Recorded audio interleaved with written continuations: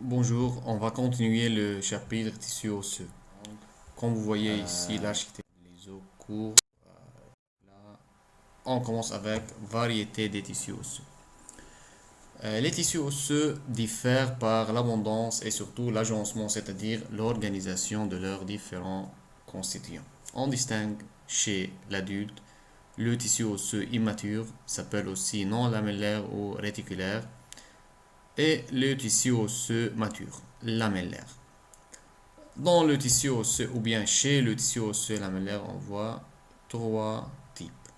On commence tout d'abord avec le tissu osseux immature ou bien réticulaire.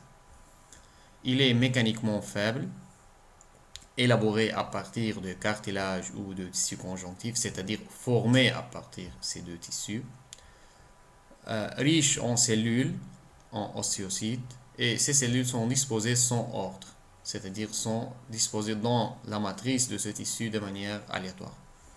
La matrice est peu minéralisée. C'est pour cela ce tissu il est mécaniquement faible. Dans la matrice, il contient des faisceaux de fibres de collagène à disposition aléatoire. Encore, les fibres de collagène ne sont pas organisées dans la matrice, ne sont pas disposées de manière organisée. Le tissu osseux réticulaire a une durée de vie courte, car il disparaît, on peut dire à la place de disparaît, car il se différencie, car il se transforme en tissu osseux lamellaire, c'est-à-dire se différencie pour donner le tissu osseux lamellaire qui est le tissu mature. Maintenant, dans le tissu ou bien chez le tissu osseux réticulaire, les cellules, les ostéocytes sont nombreux. Les ostéocytes sont nombreux et disposés sans ordre et sans orientation précise. On parle de l'orientation et de la localisation des cellules car on va voir chez les tissus osseux lamellaires, leur matrice est bien organisée. Encore, leurs cellules sont disposées de manière bien ordonnée. Ça, c'est chez les tissus matures. Mais chez le tissu immature, comme j'ai dit, la matrice, les constituants de la matrice ne sont pas disposés de manière orientée et même les cellules sont disposées sans ordre. La forme de ces cellules est irrégulière, leur taille est variable, mais en général sont plus grandes que celles des cellules de l'os mature. Ici, on parle des ostéocytes. La substance fondamentale chez le tissu réticulaire est plus riche en protéoglycanes, c'est-à-dire en substances fondamentales, que la matrice de l'os lamellaire, c'est-à-dire que l'os mature.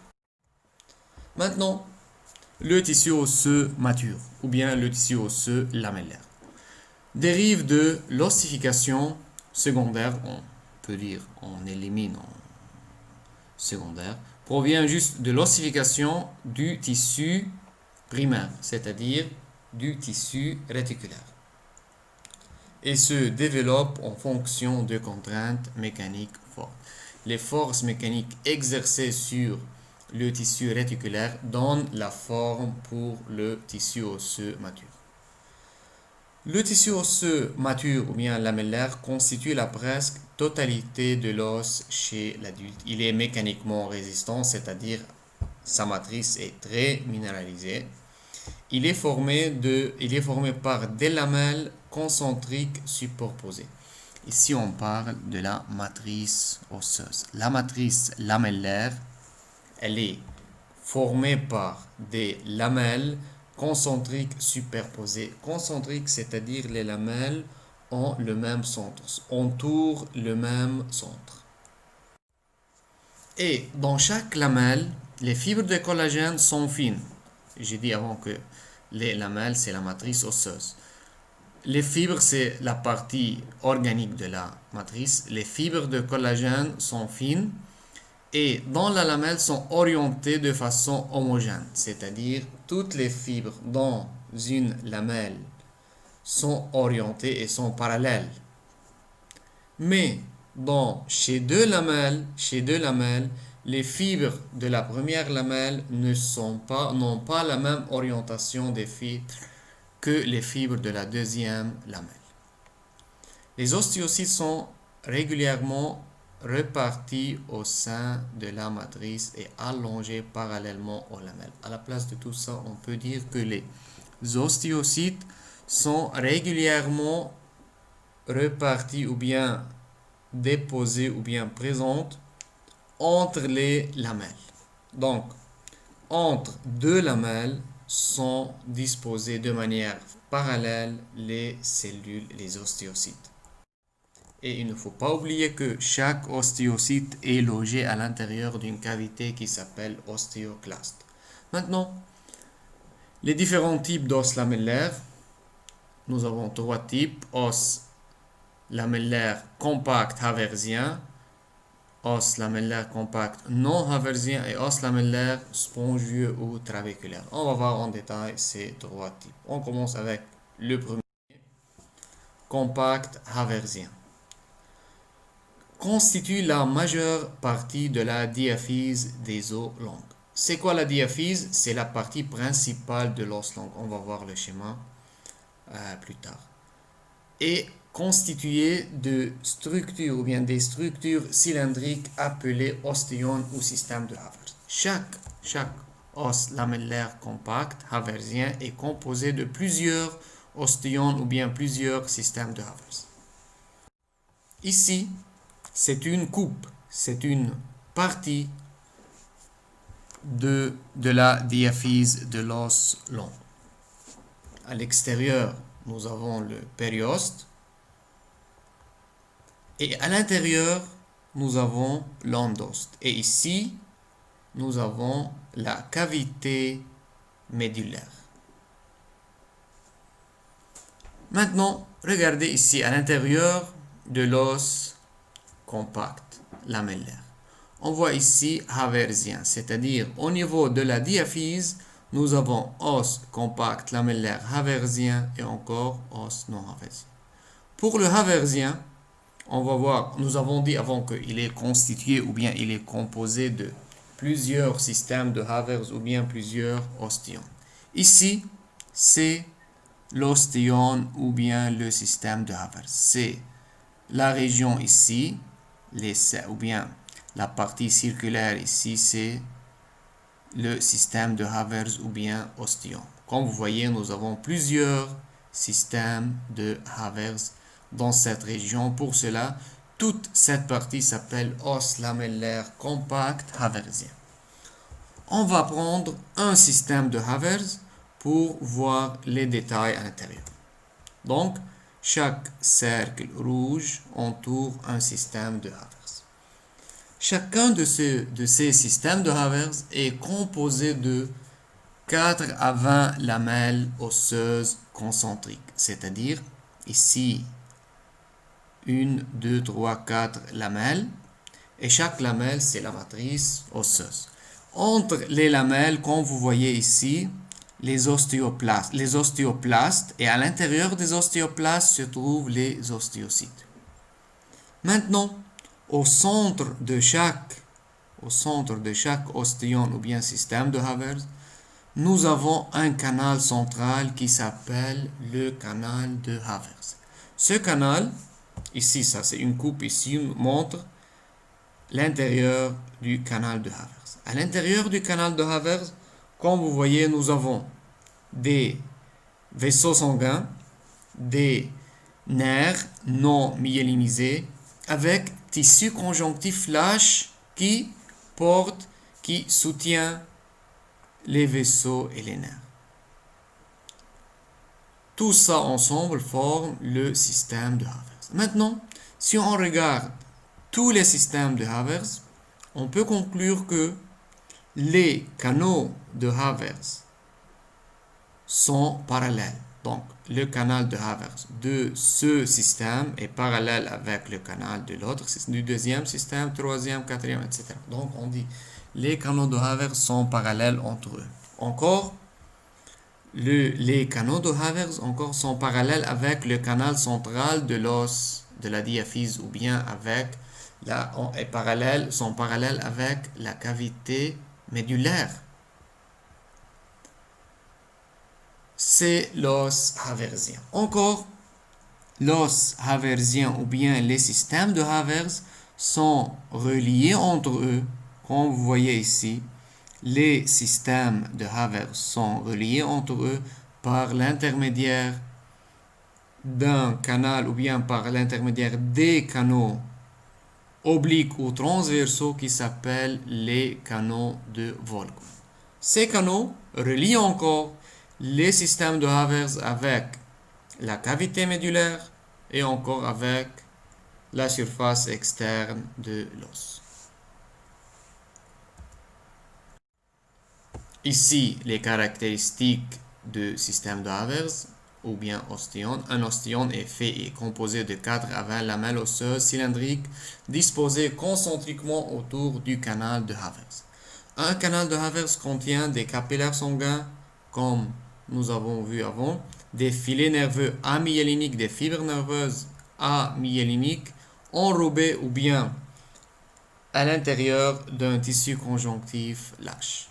Dans les ostéones, les fibres de collagène sont arrangées parallèlement les unes aux autres dans une même lamelle. Encore, nous avons vu ce point avant, mais les fibres de collagène chez les lamelles voisines ne sont pas parallèles entre elles. Entre les lamelles se situent les ostéoplastes, les cavités. À l'intérieur des ostéoplastes se trouvent les ostéocytes. Encore, les ostéoplastes sont reliés par l'intermédiaire des canalicules. Et à l'intérieur des canalicules se trouvent les prolongements cytoplasmiques. Les ostéons sont disposés parallèlement les uns aux autres et parallèlement au grand axe de la diaphyse, c'est-à-dire parallèlement avec le canal médulaire ou bien avec la cavité médulaire. Les systèmes de Havers sont reliés entre eux et reliés avec la cavité médulaire, encore avec la surface de l'os, par les canaux transversaux ou bien obliques, les canaux de Volkmann. Donc le rôle des canaux de Volkmann, c'est seulement la communication, la liaison entre système de Havers et bien canaux de Havers et cavité médulaire. Et à travers les canaux de Volkmann passent les vaisseaux sanguins, nerfs et tissus conjonctifs lâches.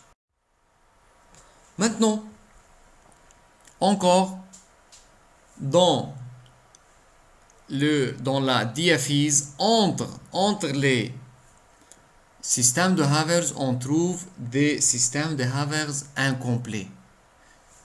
On dit ici vestiges d'ostéon, anciens, partiellement résorbés, c'est-à-dire ce sont des systèmes de Havers au cours de destruction, mais encore il reste une partie. Et constituant l'os lamellaire interstitiel ou bien s'appelle système intermédiaire haversien. Donc sont localisés entre les systèmes de Havers. Sont disposés ça et là parmi les ostéons complets. On va les voir ici. Regardez ici par exemple. Ici, ce sont des anciens systèmes de Havers dégradés, mais partiellement dégradés. Encore ici ou bien là. Encore entre et ici dans cette région. Maintenant, l'os lamellaire compact non haversien. Encore, on continue dans la diaphyse de l'os long.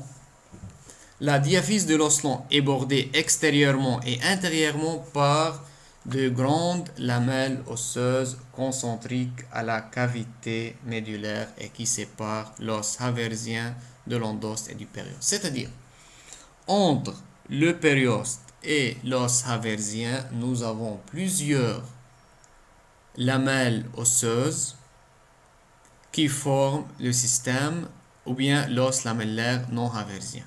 De la même façon, à l'intérieur, entre l'endoste et l'os haversien, nous avons plusieurs lamelles qui forment l'os lamellaire compact non haversien. Ça s'appelle non haversien car ces deux régions ne possèdent pas des canaux de Havers.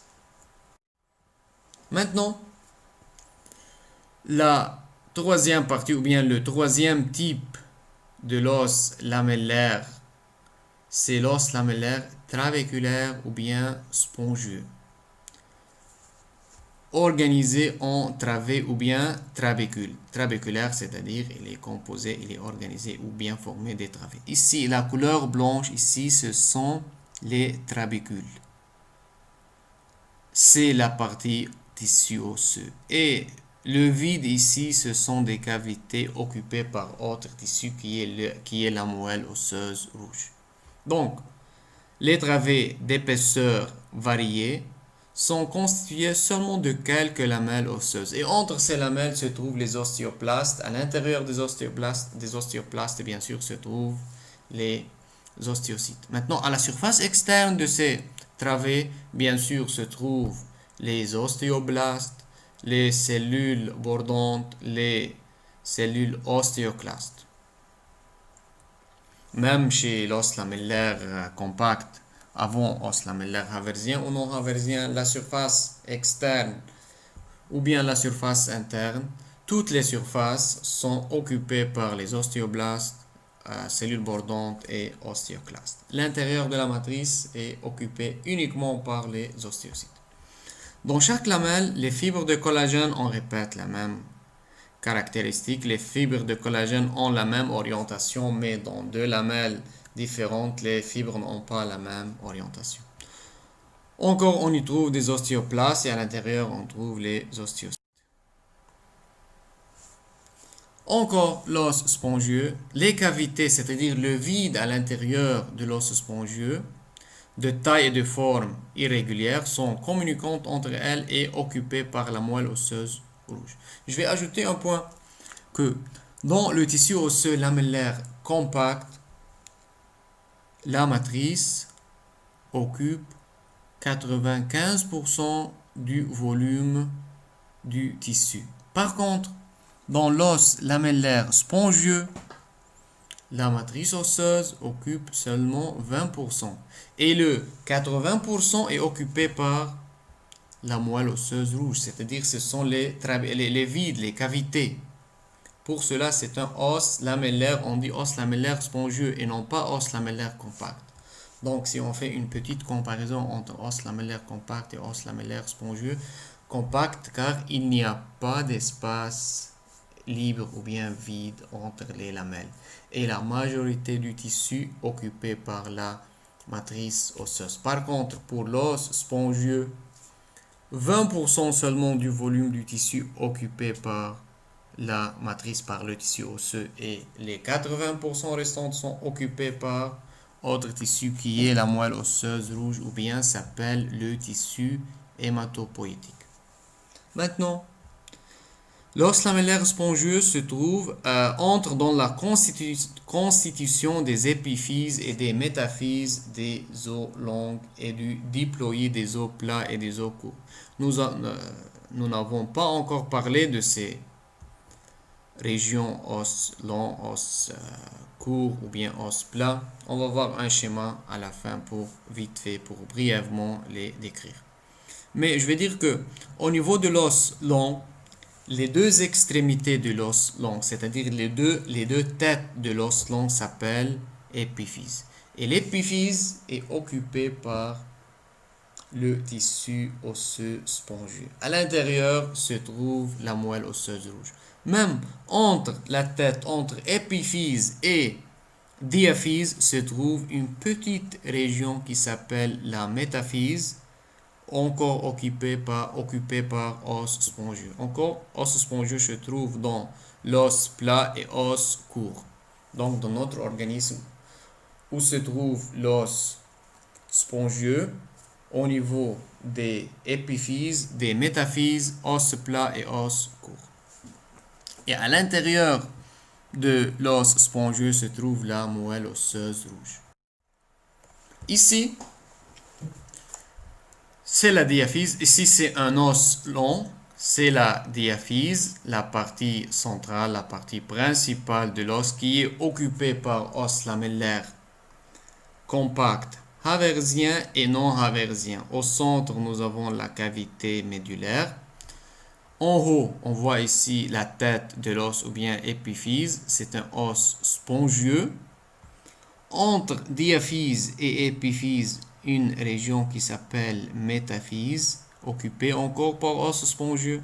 Pareil de l'autre côté, nous avons la tête de l'os épiphyse avec métaphyse. Ici, c'est l'os plat.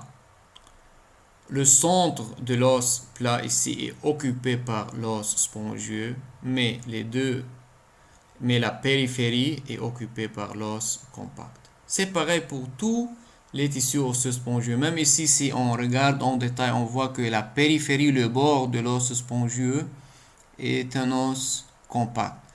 Cette caractéristique, c'est pour la protection de l'intérieur, pour protéger l'os spongieux. Et tous les tissus osseux sont enveloppés par un périoste. L'os court, os long, os plat, sauf ici, dans cette région. En bleu, ici, c'est le cartilage articulaire. Entre le cartilage articulaire et la tête de l'os, ici, il n'y a pas un périoste. C'est-à-dire le cartilage repose directement sur l'os. Maintenant, la dernière partie de ce chapitre, juste les définitions. On va juste définir l'ostéogenèse ou bien la croissance du tissu osseux. L'ostéogenèse, on divise l'ostéogenèse en deux parties, ossification primaire et ossification secondaire. Ossification primaire, une partie se déroule avant la naissance. C'est la formation initiale, c'est-à-dire c'est l'apparition du tissu osseux chez le fœtus. L'apparition ou la formation du tissu osseux chez le fœtus aboutit à la formation d'os primaires non lamellaires, c'est-à-dire os réticulaires, à partir d'un tissu embryonnaire conjonctif ou cartilagineux. Ça, avant la naissance chez le fœtus, c'est-à-dire chez le fœtus, le tissu osseux se forme, le tissu osseux immature se forme, ou bien à partir du cartilage, on peut ajouter cartilage hyalin, ou bien à partir d'un tissu conjonctif embryonnaire. Quand on dit embryonnaire, c'est-à-dire tissu mésenchymature. Ossification endomembraneuse, c'est-à-dire formation d'un tissu osseux à partir d'un tissu conjonctif immature, à partir d'un tissu mésenchymateux chez l'embryon. Concerne la plupart des os de la face et les os plats crâniens, c'est-à-dire l'os plat du crâne. Et encore, on voit que les cellules mésenchymateuses prolifèrent autour des vaisseaux, c'est-à-dire au niveau du futur crâne, de future tête, les cellules mésenchymateuses prolifèrent autour des vaisseaux sanguins et se différencient directement en ostéoblastes qui sécrètent une substance ostéoïde, c'est-à-dire matrice osseuse organique, qui se minéralise ensuite rapidement. C'est la formation du crâne au niveau de l'embryon. Maintenant, ossification endochondrale, c'est-à-dire la formation d'un tissu osseux réticulaire à partir du cartilage. C'est l'ossification de la plupart des os du squelette. Et encore, on observe l'ossification endochondrale lors de la croissance en longueur de l'os.